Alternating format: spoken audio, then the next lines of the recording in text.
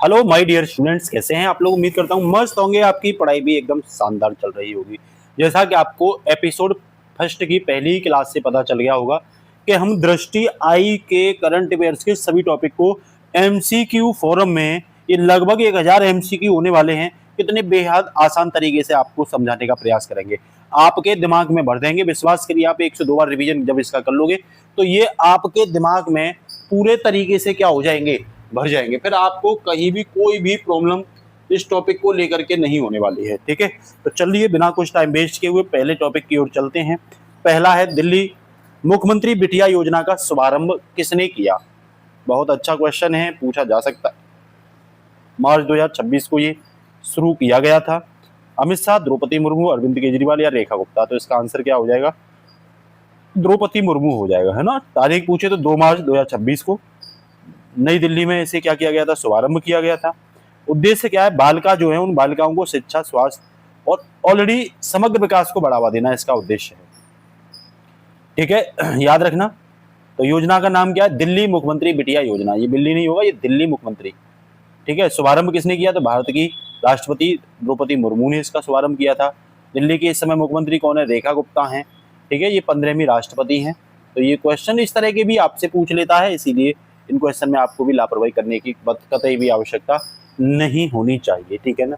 तो बिना कुछ टाइम वेस्ट किए हुए अगले क्वेश्चन की ओर मूव करते हैं, और है फेमिना मिस इंडिया 2026 का आयोजन कहाँ हुआ था। पहले तो ये 18 अप्रैल 2026 को हुआ है, ये ध्यान रख लेना आप लोग। 18 अप्रैल 2026 की डेट हमेशा याद रहनी चाहिए। मुंबई, जयपुर, भुवनेश्वर या हैदराबाद में। तो सीधा आंसर लगाना आप, Kalinga institute of industrial technology Hyderabad में है, भुवनेश्वर में है। तो ये याद रख लेना आप लोग। ठीक है, 2026 में 18 अप्रैल 2026 को हुआ था, भुवनेश्वर उड़ीसा में।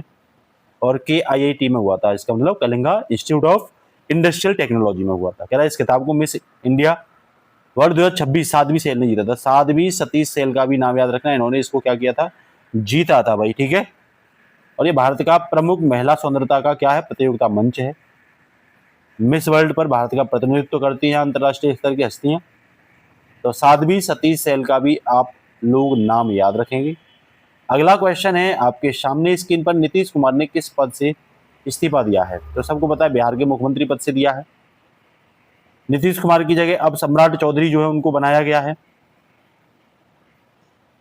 अप्रैल 2026 में ये इस्तीफा दिया था। बिहार की राजधानी पटना है, बिहार के राज्यपाल आरिफ मोहम्मद खान है इस समय, और बिहार दिवस 22 मार्च को सेलिब्रेट किया जाता है।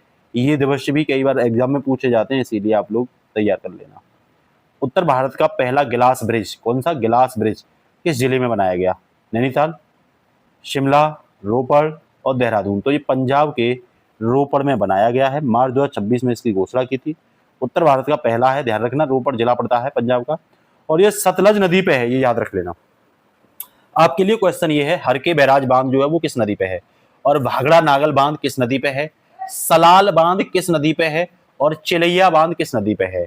और आप ये भी बताओगे कि भारत की ताजे पानी की जो झील है वो किस राज्य में पड़ती है और उसका नाम क्या है, और भारत की सबसे बड़ी खारे पानी की झील। ये 4-5 क्वेश्चन के आंसर आप लोग कमेंट में बताओगे। ठीक है, तो ये किस राज्य में है, तो पंजाब में है, रोपड़ में, जो रूपनगर भी कहते हैं उसे। उत्तर भारत का पहला ब्रिज है, मार्च 2026 में इसकी घोषणा की गई थी। सतलज नदी का उद्गम होता है भाई राजस्थान से, तिब्बत से। इसका प्रवाह हिमाचल प्रदेश, पंजाब और पाकिस्तान में होता है। ठीक है, और ये सिंधु में जाके मिलती है।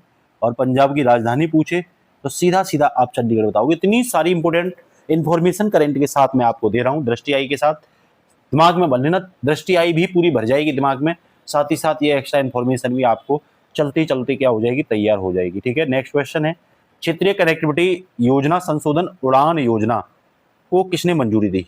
मार्च 2026 में ये मंजूरी दी गई है।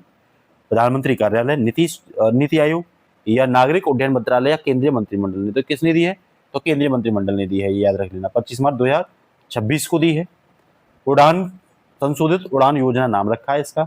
उड़ान का मतलब होता है उड़े देश का आम नागरिक। इस योजना की शुरुआत 21 अक्टूबर 2016 को प्रधानमंत्री नरेंद्र मोदी ने की थी, ये ध्यान रख लेना। ठीक है ना।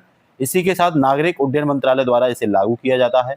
उद्देश्य ये छोटे शहरों में हवाई यात्रा को जोड़ना, छोटे शहर है ना उनको भी एयर कनेक्टिविटी से जोड़ना, इसका क्या है, उद्देश्य है। ये आप लोग क्या रख लेना, तैयार कर लेना। ठीक है, इसके साथ ही नेक्स्ट जो क्वेश्चन है वो क्वेश्चन है, प्रधानमंत्री नरेंद्र मोदी ने भारत में सबसे लंबे समय तक सरकार के प्रमुख रहने का रिकॉर्ड में किसे पीछे छोड़ा है? ज्योति बसु, नवीन पटनायक, पवन कुमार चावलिंग या नीतीश कुमार? तो पवन कुमार चावलिंग को पीछे छोड़ा है। पवन कुमार चावलिंग जो है वो सिक्किम राज्य के हैं, ध्यान रख लेना। और सिक्किम के मुख्यमंत्री के रूप में उन्होंने 8930 दिन तक वो पद पर रहे हैं। प्रधानमंत्री मोदी ने उनको पीछे छोड़ दिया है। सिक्किम की राजधानी आपसे पूछे तो गंगटोक है, भारत का 22वां राज्य है जो 1975 में भारत में शामिल हुआ था। आप बताओगे कौन से संविधान संशोधन के तहत ये शामिल किया गया था, ठीक है ना। और ये पवन कुमार चावलिंग जो है वो सिक्किम डेमोक्रेटिक फ्रंट के संस्थापक हैं, ध्यान रख लेना। और तिथि कब थी जो पीछे छोड़ा है? तो 22 मार्च 2026 को। कितने दिन हो गए? 8930 दिन। तो ये डेट भी आप इंपोर्टेंट तैयार कर लेना, बहुत ही इंपोर्टेंट डेट है। अगला है, केंद्रीय मंत्रिमंडल ने किस विकास योजना को मंजूरी दी है?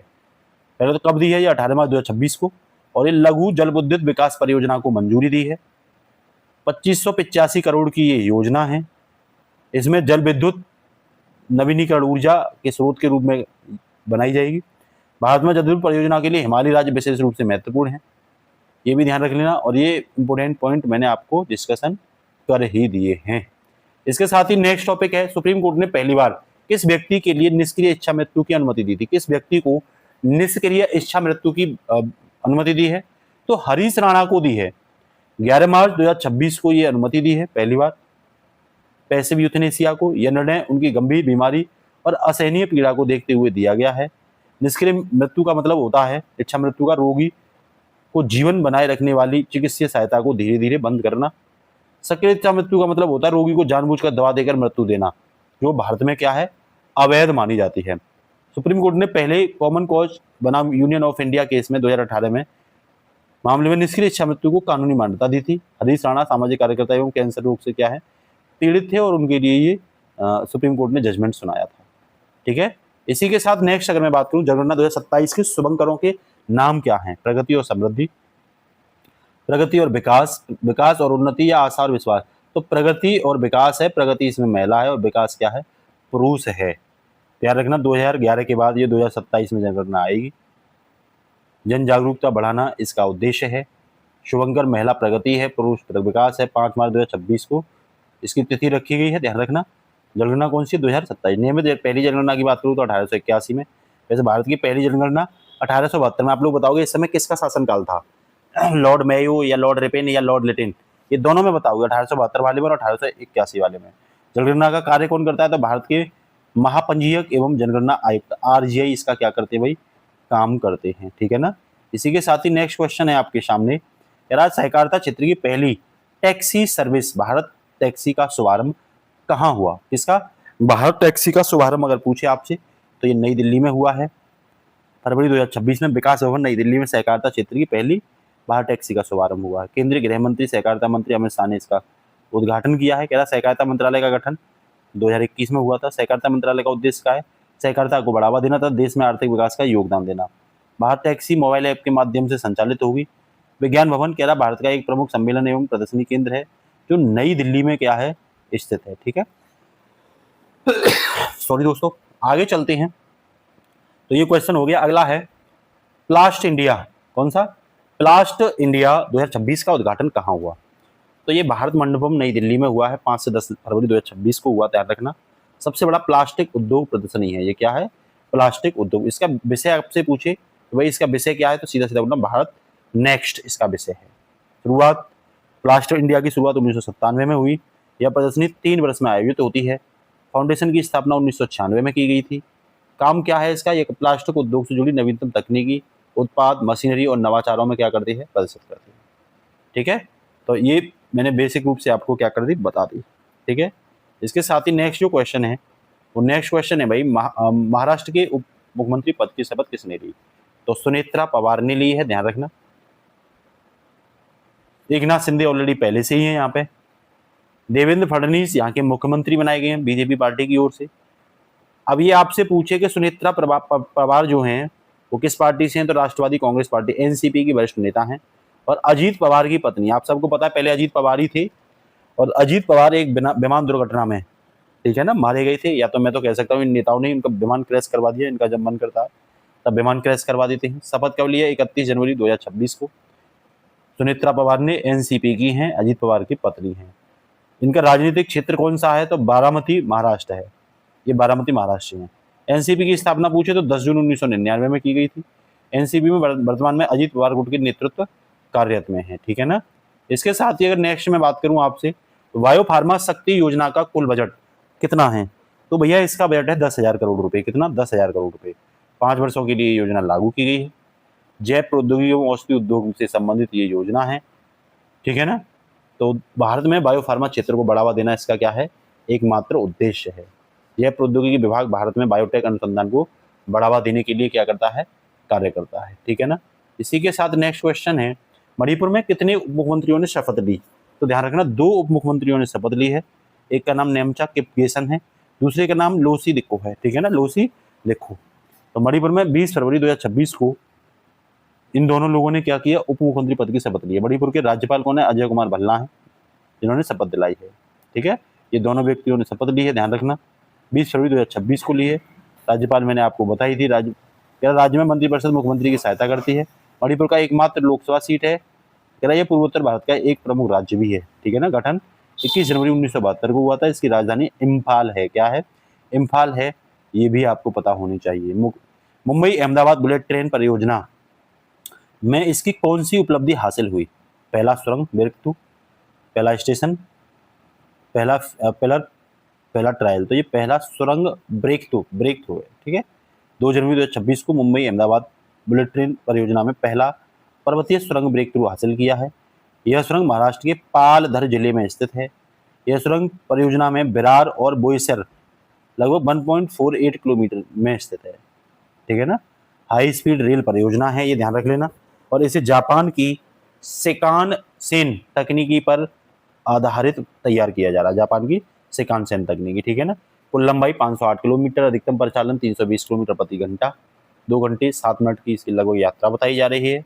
और ये महाराष्ट्र, गुजरात, दादरा नागर हवेली, इन जगह क्या करेगी, 12 स्टेशन इसके लिए बनाए गए हैं। कार्यान्वयन एजेंसी है यहाँ NHSRCL, ठीक है। तो ये बेसिक पॉइंट भी आपको पता होने चाहिए। नेक्स्ट क्वेश्चन क्या कह रहा है, इंडिया AI इम्पैक्ट समिट 2026 का आयोजन कहाँ किया गया है, तो ये भारत मंडपम नई दिल्ली में किया गया है। इलेक्ट्रॉनिक्स और सूचना प्रौद्योगिकी मंत्रालय इसकी प्रमुख आयोजक मंत्रालय है। सिद्धांत 3P सिद्धांत पर कार्य करता है, पीपल, प्लानेट और प्रोग्रेस। वैश्विक ढांचा की बात करूं तो ये 7 चक्र पे भी क्या करता है, काम करता है, ठीक है ना। इसी के साथ अगर मैं नेक्स्ट बात करूं आपसे, 86वां अखिल भारतीय पीठासीन अधिकारी सम्मेलन कहाँ आयोजित किया गया, तो ये लखनऊ के उत्तर प्रदेश में 19 से 21 फरवरी 2026 को लागू किया गया था, आयोजित किया गया था। 86वां है, ये ध्यान रख लेना, ठीक है। और कह रहा अध्यक्ष ओम बिरला ने इसका उद्घाटन किया था। AIPOC की स्थापना 1993 में की गई थी, ये ध्यान रखना। प्रतिवर्ष आयोजित किया जाता है, ठीक है। और कह रहा है लोकसभा की कार्यवाही संचालित करने वाले अधिकारी को पीठासीन अधिकारी कहते हैं, ये तो सबको पता ही होगी। आप लोग ये बताओगे लोकसभा स्पीकर का जो पद है कौन से आर्टिकल में है और इसकी कार्यशक्तियां किस आर्टिकल में है, ठीक है। और लोकसभा स्पीकर जो होता है भारत में इस समय जो लोकसभा स्पीकर है वो कौन सी लोकसभा से जीत कर आए हैं और उनका क्या नाम है, नाम बताओगे लोकसभा स्पीकर का, ठीक है ना। नेक्स्ट इन्फॉर्मेशन है, केंद्रीय गृह मंत्री अमित शाह ने उत्तर प्रदेश दिवस के अवसर पर किस योजना को शुरू किया है, तो आपको पता है 24 जनवरी को सेलिब्रेट किया जाता है एक जनपद एक व्यंजन, ये योजना है।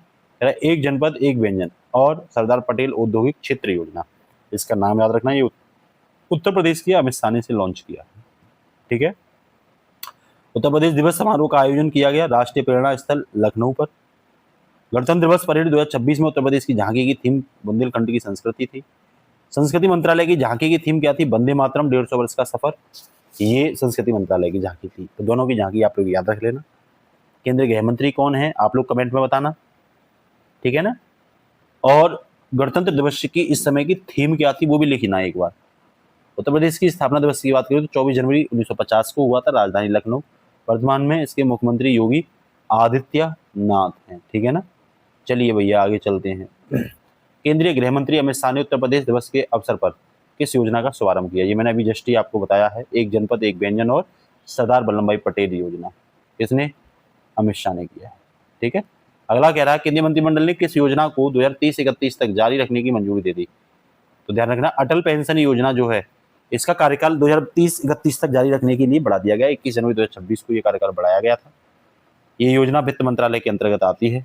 9 मई 2015 को शुरू की गई थी। इसका उद्देश्य असंगठित क्षेत्र के श्रमिकों को न्यूनतम पेंशन की गारंटी देना। जो अनऑर्गेनाइज सेक्टर के श्रमिक हैं उनको 1000 से लेकर 5000 रुपये प्रति माह का अंशदान क्या करना है, पेंशन राशि के तौर पर। ठीक है। इसके साथ ही नेक्स्ट क्वेश्चन है भाई, messrs BSR ventures private limited का लीरजेंट 45 विमान किस मार्ग पर उड़ान भरते समय दुर्घटनाग्रस्त हो गया, जो 28 जनवरी 2026 को हुआ था। तो ध्यान रखना, ये मुंबई से बारामती मार्ग पर क्रैश हुआ था। ठीक है ना। विमान कंपनी कौन थी ये मैंने बता दी, विमान का नाम क्या था, किस डेट को हुआ था, मार्ग कौन सा था, दुर्घटना स्थल कौन सा था, बारामती महाराष्ट्र। कितने लोग सवार थे, तो 5 लोग सवार थे। तो जो भी पूछा जाएगा वो सब कुछ आपको कवर करा दिया गया है। ठीक है। भारतीय विशिष्ट पहचान प्राधिकरण उदय द्वारा जारी आधार के नए शुभंकर का नाम क्या है, तो ध्यान रखना उदय नाम है। क्या है, उदय। प्राधिकरण उदय की फुल फॉर्म है भारतीय विशिष्ट पहचान प्राधिकरण, नई दिल्ली में इसका हेडक्वार्टर है। इसकी स्थापना हुई थी 28 जनवरी 2009 को। नया शुभंकर बनाया है उदय। जारी तिथि है जनवरी 2026 को। उदय का अर्थ है उगता हुआ सूर्य, नया सवेरे की नई शुरुआत। ठीक है। ये भी इसका क्या है, अर्थ आपको बता दिया गया। नेक्स्ट है, अमृत संस्कृत विरासत की सुरक्षा के लिए यूनेस्को अंतर सरकारी समिति के 20वें सत्र की मेजबानी कहाँ की गई। ये आपके लिए क्वेश्चन है, तो आप बताओगे। इसकी मेजबानी नई दिल्ली में की गई थी 20वें सत्र की, 8 से 13 दिसंबर 2025 को। अध्यक्षता विशाल बी शर्मा ने की थी। पहला क्वेश्चन पूछा अध्यक्षता किसने की, तो विशाल बी शर्मा ने की थी। कह रहा है किसे मानवता की अमृत संस्कृत विरासत की सूची में शामिल किया गया है, तो दीपावली को किया गया, ये याद रखना। कह रहा है दीपावली के शामिल होने के बाद यूनेस्को की सूची में भारत की कितनी अमूर्त संस्कृति विरासतें क्या हैं, शामिल हैं, तो कह देना 16 हैं। कितनी हैं, 16। तो एक एक पॉइंट आपको पता होनी चाहिए। ठीक है। इसके साथ ही नेक्स्ट क्वेश्चन आपके सामने है, भारत ने कहाँ पहली स्वदेशी हाइड्रोजन ईंधन सेल से चलने वाली यात्री पोत का व्यावसायिक संचालन शुरू किया है, जो 11 दिसंबर 2025 को किया था उत्तर प्रदेश के वाराणसी में। आप लोग बताओगे वाराणसी से इस समय लोकसभा सदस्य कौन है, और वाराणसी को कौन सी नगरी कहा जाता है, ये भी आप लोग मुझे बताओगे। ठीक है ना। अगला क्वेश्चन है, गांधीनगर कहाँ पड़ता है, किस राज्य में पड़ता है, ये भी आप लोग बताओगे। ठीक है। तो ये संचालन हुआ था 11 दिसंबर 2025 को, हाइड्रोजन ईंधन सेल से चलने वाली यात्री पोत। उद्देश्य यही है, स्वच्छता, ऊर्जा मिल जाएगी, जो SDG गोल हैं उनको जल्दी से प्राप्त कर पाएंगे उनके लक्ष्य को। ठीक है। बिहार पुलिस ने किस विशेष दस्ते के गठन की घोषणा की है, तो अभया ब्रिगेड नाम है इसका। दिसंबर 2025 में की थी। महिलाओं की सुरक्षा, अपराध को कंट्रोल करना, बिहार की राजधानी, राज्यपाल, ये सब मैंने आपको पहले भी बता दिया है। ठीक है। नेक्स्ट क्वेश्चन है, 23वां भारत रूस वार्षिक शिखर सम्मेलन का आयोजन कहाँ किया गया, तो ये कजान में किया गया है। कहाँ, कजान में। ये 23वां है भारत और रूस के बीच। कजान कहाँ पड़ता है, रसिया में पड़ता है। 4 से 5 दिसंबर 2025 तक यह वार्षिक सम्मेलन है, ध्यान रखना। भारत और रूस के बीच। रूस की राजधानी मास्को। राष्ट्रपति व्लादिमीर पुतिन है, भारत के प्रधानमंत्री नरेंद्र मोदी हैं। ठीक है ना। तो यही इसमें शामिल हुए थे, इसीलिए इनके बारे में भी जानकारी रखना जरूरी है। भारत अंतर्राष्ट्रीय विज्ञान महोत्सव 2025 कहाँ संपन्न हुआ, पंचकुला हरियाणा में संपन्न हुआ। ये 6 से 9 दिसंबर 2025 को हुआ था।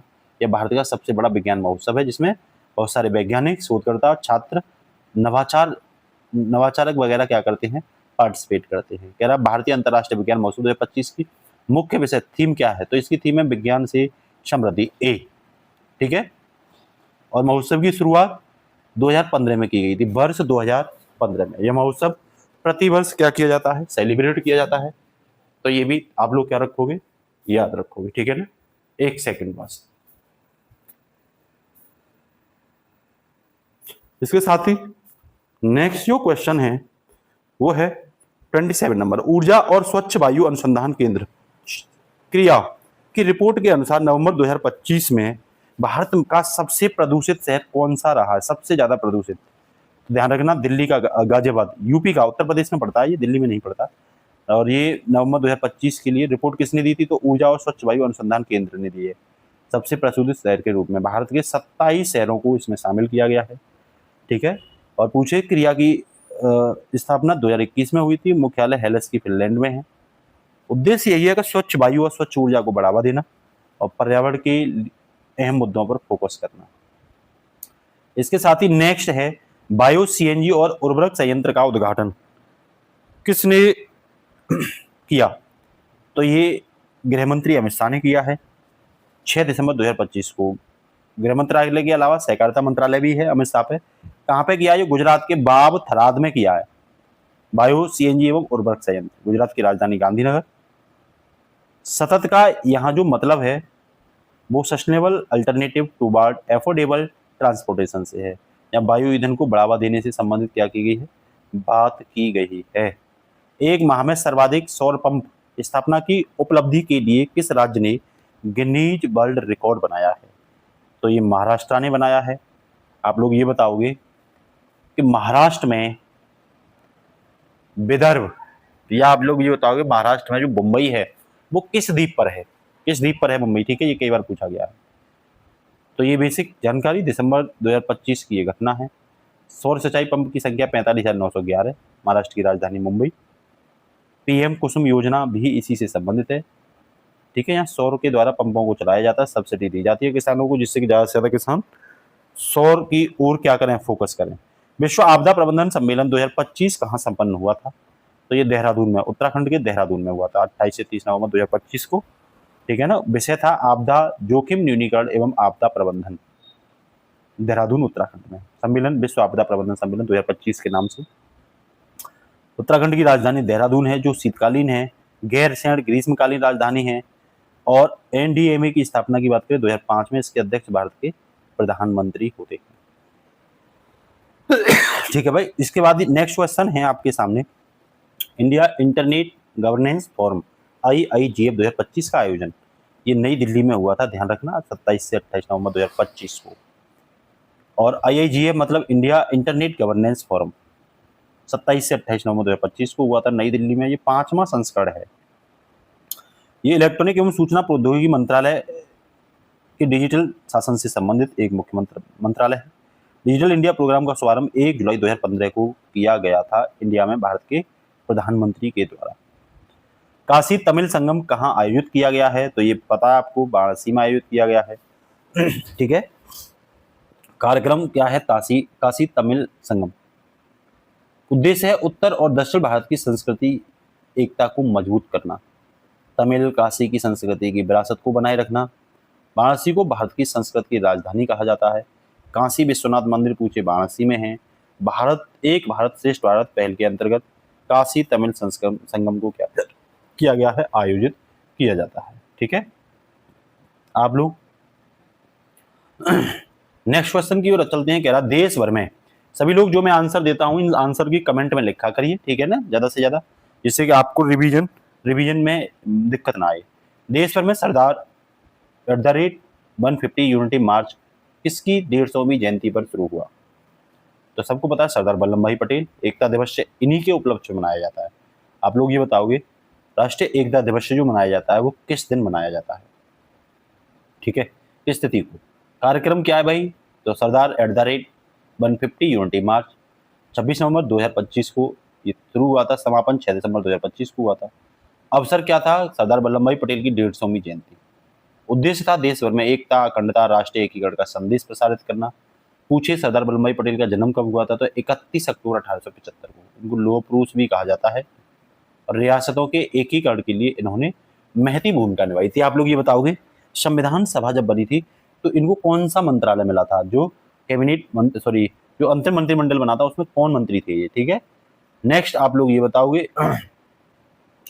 कि भाई जो नीति आयोग बना था उसके पहले उपाध्यक्ष कौन थे? ठीक है। 16वें वित्त आयोग ने अपनी रिपोर्ट किसे सौंपी? तो ऑब्वियस बात है वित्त आयोग अपनी रिपोर्ट राष्ट्रपति को सौंपता है। आप लोग ये बताओगे राष्ट्रपति किस आर्टिकल में है कि भारत का एक राष्ट्रपति होगा? और ये रिपोर्ट 17 नवंबर 2025 को सौंपी गई थी। वर्ष 2026 से 27 से 2030-31 के लिए 5 वर्ष के लिए। अध्यक्ष कौन है वर्तमान में? तो अरविंद पनगड़िया है। कह रहा है ये रिपोर्ट का समय मैंने आपको बता ही दिया। 16वें वित्त आयोग के अध्यक्ष। आप लोग बताओगे 15वें वित्त आयोग के अध्यक्ष कौन थे और इनका कार्यकाल कब से शुरू हुआ? 16वें वित्त आयोग का गठन 31 दिसंबर 2023 से। ठीक है ना। नेक्स्ट क्वेश्चन आपके सामने है, आपकी स्क्रीन के सामने। नीतीश कुमार ने कौन सी बार बिहार के मुख्यमंत्री पद की शपथ ली? तो उन्होंने 10वीं बार ली थी। 20 नवंबर 2025 को शपथ ग्रहण किया था शपथ किसने दिलवाई थी? तो विजय कुमार सिन्हा और सम्राट चौधरी, इन्होंने उप मुख्यमंत्री पद के रूप में ली थी, लेकिन वर्तमान में सम्राट चौधरी जो है बिहार के मुख्यमंत्री हैं। ठीक है, उप मुख्यमंत्री विजय कुमार सिन्हा हैं, वर्तमान में बिहार के मुख्यमंत्री सम्राट चौधरी हैं, 10वीं बार इन्होंने। और आप लोग बताओगे बिहार का स्वास्थ्य मंत्री कौन है? नाम बताने में भी आपको हंसी आएगी, एक बार फोटो और देख लेना कौन है बिहार का स्वास्थ्य मंत्री। ठीक है, क्या वो खुद अपने आप में स्वस्थ है या नहीं है, ये भी जानना जरूरी है। भारत ने किस बीमारी के लिए पहली स्वदेशी क्रिस्पर जीन थेरेपी शुरू की? तो ये स्किल सेल रोग के लिए की है। ठीक है ना, क्रिस्पर जीन थेरेपी 19 नवंबर 2025 को की थी, और ये मरीजों के लिए जीन एडिटिंग आधारित उन्नत उपचार विकसित है। इसे कह सकते हैं जीन कैंची, है ना, जीन को काटने वाली कैंची। ठीक है, जो भी आनुवंशिक विकार है उसमें काम करती है। ये कह रहा है यह रोग हीमोग्लोबिन में गड़बड़ी के कारण होता है, जिसे लाल रक्त कणिकाएं हंसिया के आकार की हो जाती है। क्रिस्पर जो है तकनीकी जीन को संपादित एडिट करने की आधुनिक और सटीक तकनीकी है। ये मैंने अभी आपको जस्ट ही बताई थी। ठीक है, अंतर्राष्ट्रीय आर्य महासम्मेलन 2025 कहाँ आयोजित हुआ? तो ये नई दिल्ली में आयोजित, ज़्यादातर सम्मेलन नई दिल्ली में होते हैं 30 अक्टूबर से 2 नवंबर 2025 तक। ठीक है, और उद्देश्य क्या है? आर्य समाज की 150वीं वर्षगांठ और महर्षि दयानंद सरस्वती की 200वीं जयंती के उपलक्ष्य में आयोजित की गई थी। आर्य समाज की स्थापना दयानंद सरस्वती ने 1875 में मुंबई में की थी, और स्वामी दयानंद सरस्वती का जन्म 12 फरवरी 1824 को टंकारा गुजरात में हुआ था। इनका मृत्यु जो हुआ था 30 अक्टूबर 1883 को हुआ था। ठीक है, तो ये काफ़ी अच्छी हस्ती हैं। ठीक है, आप लोग ये बताओगे कि भाई ये बताइए आप लोग कि सती प्रथा का अंत किसने किया था? ठीक है, साथ ही साथ वहीं पे वेदों की ओर लौटो का नारा किसने लगाया था? ठीक है, इसके साथ ही नेक्स्ट क्वेश्चन आपके सामने है, अंतर्राष्ट्रीय सौर संगठन सभा का 8वां सत्र कहाँ आयोजित किया गया? तो ये भी नई दिल्ली में। आप लोग बताओगे ISA अंतर्राष्ट्रीय सौर संगठन की स्थापना कब हुई थी और इसका हेडक्वार्टर कहाँ है? ठीक है ना, तो ये भारत मंडपम में हुआ है 27 से 30 अक्टूबर 2025 को। उद्देश्य सौर ऊर्जा के वैश्विक प्रसार और सहयोग को बढ़ावा देना। आप लोग बताओगे वर्तमान में ISA में कितने मेंबर हैं? और ये भारत और फ्रांस के सहयोग से इसकी स्थापना की गई थी 30 नवंबर 2015। ISA का मुख्यालय आप सबको मैंने लिखवाने के लिए बोला है। इस मंत्र की थीम अगर पूछें तो एक सूर्य, एक विश्व, एक ग्रिड, इसकी क्या है भाई? थीम है। तो आज की क्लास आपको कैसी लगी? उम्मीद करता हूं जो हार्ड रूप में दृष्टि आई में करंट दे रखी है उस करंट को मैं धीरे धीरे करके पूरी करा दूंगा। आप लोग मेरे साथ बने रहिएगा। क्लास अच्छी लगती है तो आप लोग जरूर अपने स्टेटस पे लगाया करिए। अगर आप नए हैं तो चैनल को जरूर सब्सक्राइब करें। नमस्कार, जय हिंद, all the best, take care.